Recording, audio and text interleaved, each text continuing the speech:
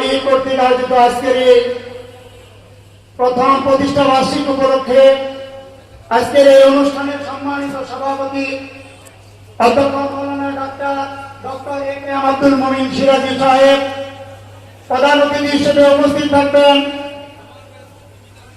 গণপ্রজাতন্ত্রী বাংলাদেশ সরকারের মাননীয় সড়ক পরিবহন ও সেতু মন্ত্রণালয়ের মন্ত্রী জননেতা ওবায়দুল কাদের এমপি মহোদয়।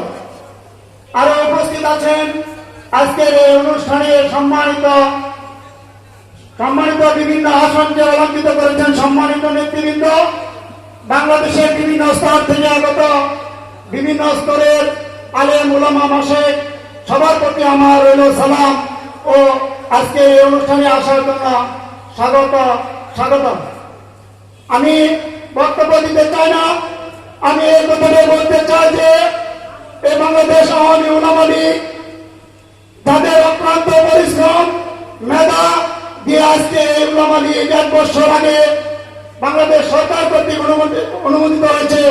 আমি আজকের এই অনুষ্ঠান থেকে এই পরিশ্রমী এবং ত্যাগী নেতাদের দীর্ঘায়ু এবং সুস্বাস্থ্য কামনা করছি।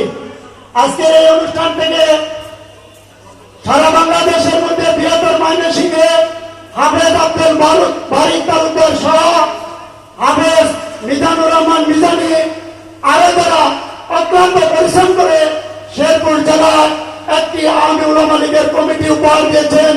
আমি আজকের এই অনুষ্ঠান থেকে তাদেরকে আমার অন্তঃস্থল থেকে ধন্যবাদ জানিয়ে আমি আমার কথা এখানে শেষ করছি। আলহামদুলিল্লাহ রাব্বিল আলামিন। আসসালামু আলাইকুম। জয় বাংলা, জয় বঙ্গবন্ধু।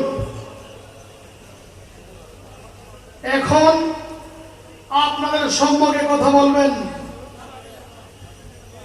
স্বাধীন বাংলার প্রথম অস্থায়ী রাষ্ট্রপতি শহীদ সৈয়দ নজরুল ইসলামের পূণ্যভূমি